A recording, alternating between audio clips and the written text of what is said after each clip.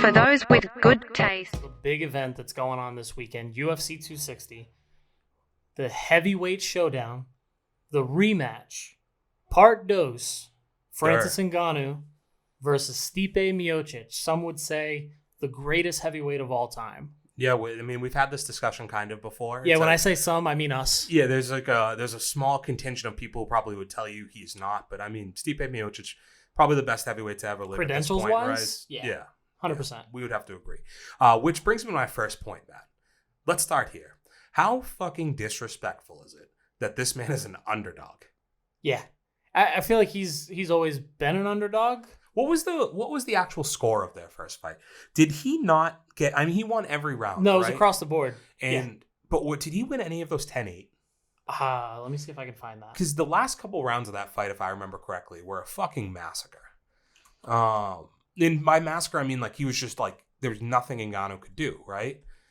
Well, that was when we realized that Francis's wrestling was almost non-existent. Every position that he was taking was just terrible. Mm-hmm. I mean, and has he really? Do we know that he is really improved? Because we haven't seen him do any of it. All right, so you had there was a 10-8 round. You had the fourth round being a 10-8 round on all three judges' scorecards. So listen, man, like how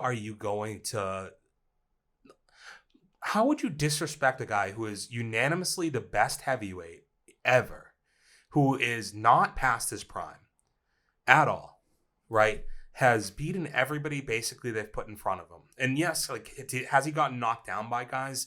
Overeem has knocked him down. DC obviously knocked him out. Ngannou, I believe, knocked him down in the first fight. Yeah, he landed one of the cleanest shots you're gonna land. Yeah, it's like, but like the dude's got through all of them. He's tough as fuck. Like, I just don't understand how just because of punching power, like we've fallen a little too in love with calling Ngannou Tyson here. Right. No, and we keep making the same mistake with these knockout artists. It's like, oh, look at how he's running through these guys. Right. He went in a 5-round affair with Stipe. In all 5 rounds, he looked overwhelmed. Mm-hmm. You're bringing up fights where he's lasted a minute before he's knocked some of these guys out. I haven't seen anything that's going to show me that that's going to change. Mm-hmm. You wonder why knockout power has such a heavy weight with it when you look at the odds makers. But Stipe's always, I feel like, going to overcome those odds. Well, I guess like this is where odds are tough because obviously I understand that Vegas is saying to themselves, the chances over 5 rounds that Ngannou could land one singular punch that disconnects Stipe from his consciousness. I like what you did there. That is a probable outcome. I don't necessarily disagree with that. However, that's only probable to me in the first 2 rounds, unless Stipe is not able to impose his own game. Listen, like if Ngannou's out here controlling the stand-up, it's going to be a long fucking night. If he's able to stop 2 or 3 takedowns early on, it's a different ball game. But the issue is like Ngannou's not a defined striker. Like he's not a well-rounded striker. He is as powerful as they come. But like that Jairzinho Rosenstrike knockout is not like a highly technical knockout, right? Nope.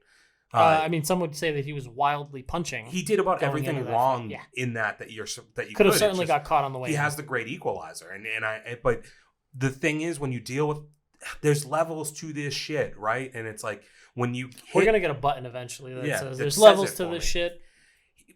If you go against guys that have high fight IQ, that are well-rounded, and that's what Stipe is, he's a smart guy who's tough and durable, who can fight at every aspect of MMA, and he's developed that over the past how many years? Way before, he was getting knocked out by Stefan Struve, way long before fucking Francis Ngannou even thought about being in this the guy UFC. Was going into wars with JDS way before Francis was even on the radar. The guy's UFC, he's on UFC on Fuel. Like he was fighting in 2012 in the UFC. He fought Joey Beltran. 2011. Okay, that's how far back we're going with. There's just a whole difference in what these guys know. So unless Ngannou can find lightning in a bottle and he can get that first round knockout, which the UFC would love, it's not going to. He shouldn't be a favorite. I don't know if it's not going to be competitive, but he shouldn't be a favorite. I mean, if we look at the odds, it's not crazy, right? You still are. Stipe is still the underdog. Like, no, is it kind of a coin flip? Yes. Some books But even it have should it be as a like coin true flip the other way at least. Yeah, like your favorite should be the champion. Who Who's already beat the owns guy. a win, Yeah, a dominating win. Who's already showed you that he has.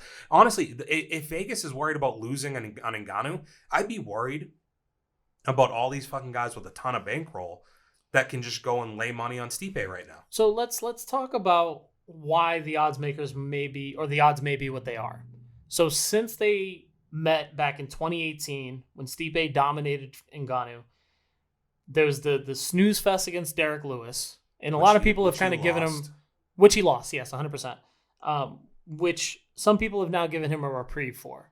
I think that should still stand out in your mind because it was the only other fight that went the distance. You say that though, but I recently, as recent as about 2 weeks ago, Daniel Cormier was talking about this, that even Francis Ngannou was worried about throwing at Derek Lewis. That normally this guy's never afraid to get in there, and you were going to get into his next 4 fights, and we will in a second. But this guy's never really been somebody afraid to engage. He wants to stand and swing with you because he knows you'll go down first. We just talked about the disrespect with Rosenstrike. Didn't respect his game at all. Didn't do any of that with Derek Lewis. And Derek Lewis on his end was hurt, but is also a guy who likes to wait on you a little bit. He wants you to come to him.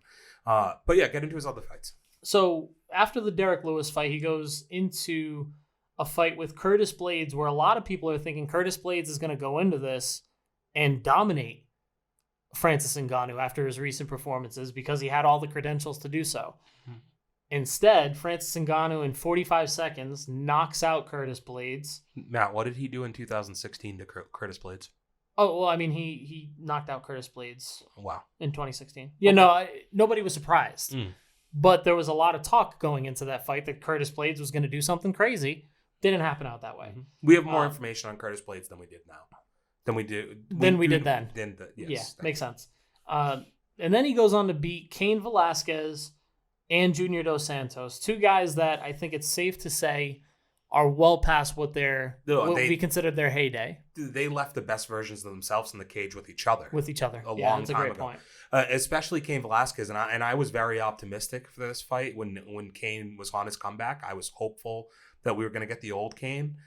See a quick takedown. We didn't, but I also remember he got hurt in that fight before he got knocked out, right? This is where there was a lot of controversy. A lot of people thought that his knee gave out before he got hit by Ngannou. He actually gets uppercutted by Ngannou, which causes him to then kind of go in and out of consciousness. His knee collapses, gets injured in the fight. Follow-up as Francis goes to ground and pound. And we get the TKO. Junior, I mean, the guy is amazing, but he gets knocked out. So Chinny. We talk about Chinny guys who are going to get hit. That's not that crazy. And then, Rosenstrike, I think we were all anticipating a much more competitive fight between them, and it was a decent first round, but Rosenstrike looked nervous the whole time. He didn't look like he was ready for that stage, and so I look at these fights since Stipe, and I just look at the betting odds, and it does not make sense to me, man. Why would you take these 4 fights and think that any of them are to the level that, I mean, the guy's fought Daniel Cormier 3 times in a row now, by the way, which is total nuts. Fight time less than 2 minutes, Len, between those 4 fights. Which is impressive, but what was his total fight time before that fight? But it was the same thing, which is why I'm saying we haven't learned anything about Francis that we didn't already know. Yeah, so I'm not going to beat a dead horse here. I am 100% putting all of my backing behind Stipe Miocic.